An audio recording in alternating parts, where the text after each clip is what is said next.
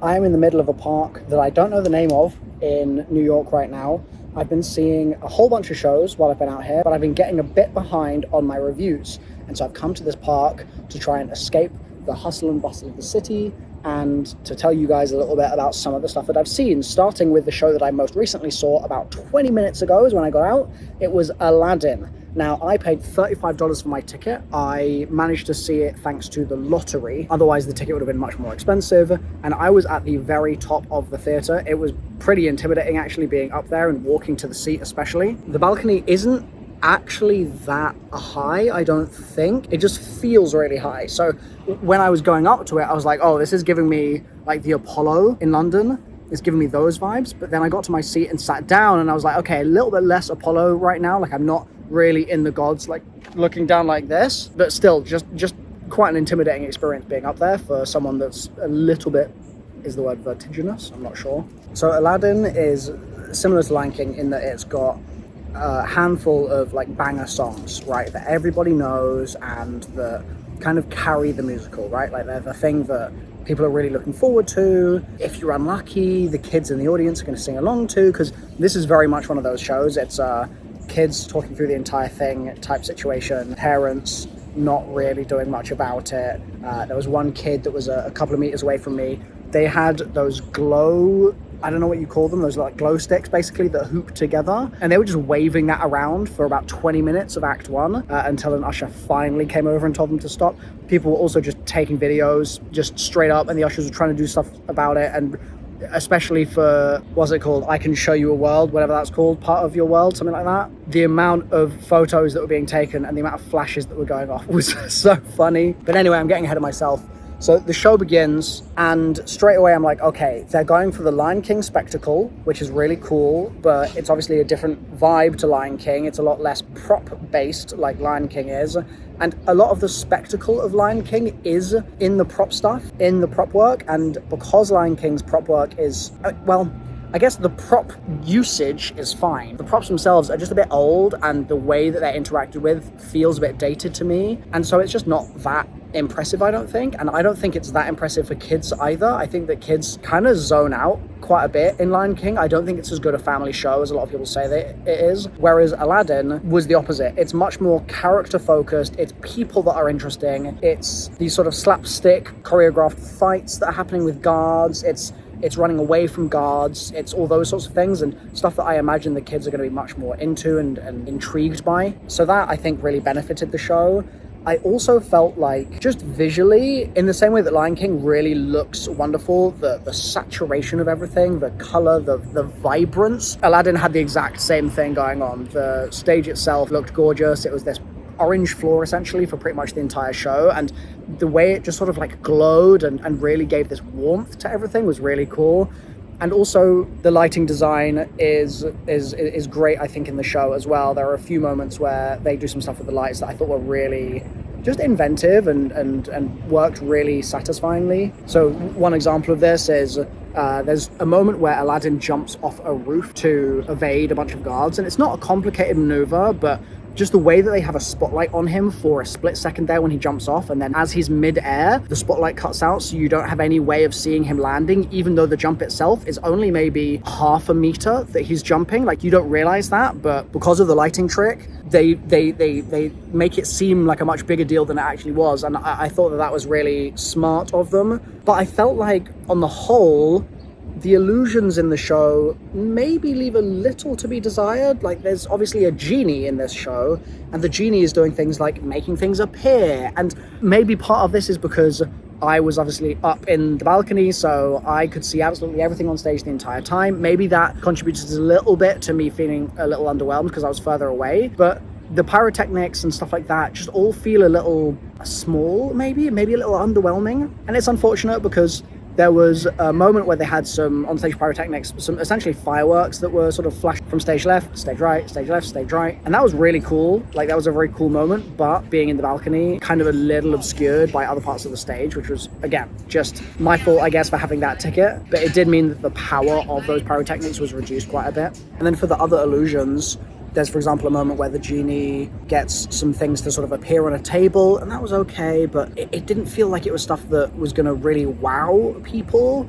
I was thinking back to Mary Poppins that I saw in the West End last year. Maybe that was earlier this year, actually. God, wow. The last couple of months have felt like 10 years. But seeing the kind of illusions and those sorts of things that they do in that show, and then thinking about the fact that there's a literal genie in this show and it didn't really have the same effect was quite surprising to me. But hey, you don't need illusions necessarily in order for something to really work, and it worked really well. I feel like they could have done more, but overall, like, I don't think it was a particularly big deal. And I also really enjoyed some of the ways that they used, I guess, projection a little bit, and just generally the lighting of whatever you call the back end wall of the stage.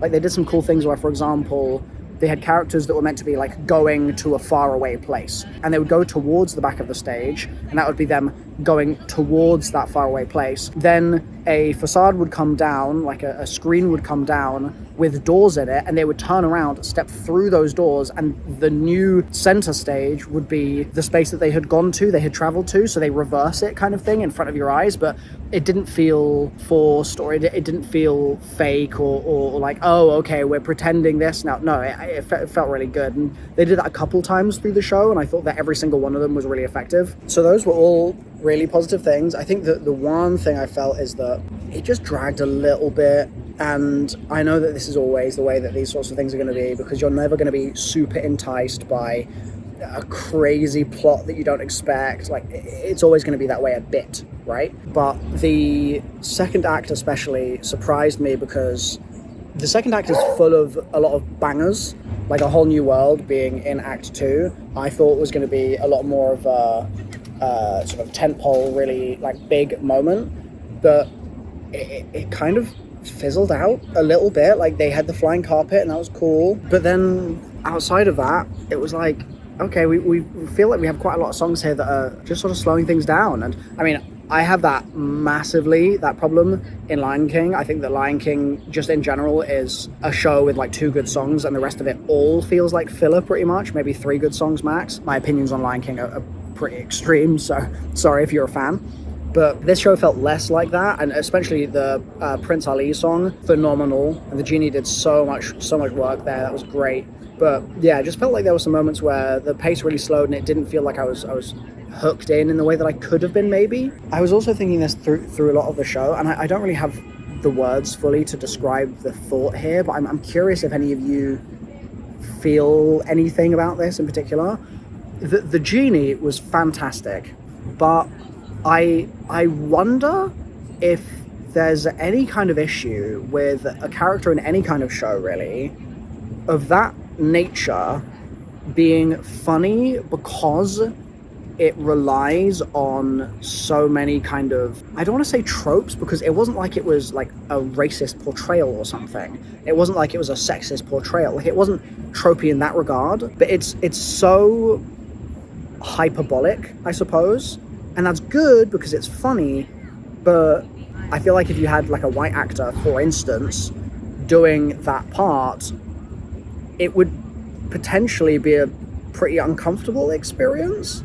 And I'd love to hear if any of you think that that's sort of something that you've also felt too, because I loved the genie. I thought that it was really great, but I did wonder whether taking those sorts of cultural tropes, I suppose, and then using them just for cheap laughs in a musical in this way was necessarily fantastic. Like, I enjoyed it a lot, but I would love to have a deeper conversation on this, whether or not the outcome of that is, oh yeah, like this could be better in some ways, or whether it's, no, Milo, you're imagining this, actually it's fantastic. Like, I'd love to hear your thoughts, because I don't feel like I'm fully kind of equipped to have a strong opinion in that direction. I just was asking myself the question, I suppose. Overall, Aladdin is something that I would wholeheartedly recommend to families on Broadway in New York, looking for a Broadway show to see. I think this is the show. I think that I would always recommend this over Lion King. I think that it really pulls out many stops. It's not quite all the stops. Like, there are certain things that they have changed that I did kind of feel were a little, did kind of notice. Like, there was no monkey. There's meant to be a monkey, right, in Aladdin? Like, doesn't Aladdin have a monkey? There was no monkey. So like, there's aspects of it that are different to what you might expect, but overall, really solid show, I thought. and something that I didn't expect to really enjoy, and yet came out with a smile on my face, feeling like, yeah, okay, that was a cool show. So to my kind of surprise, I'm not going to give this 2 stars as I was expecting to be honest. I think this is probably a strong 3, if not a 4. And I think with an audience that was less full of wailing children, I probably would be giving this a more confident 4. So I'm impressed. I'm really glad I won the lottery and managed to see it while I was in New York. If you've enjoyed this review, subscribe, and I will see you in the next one.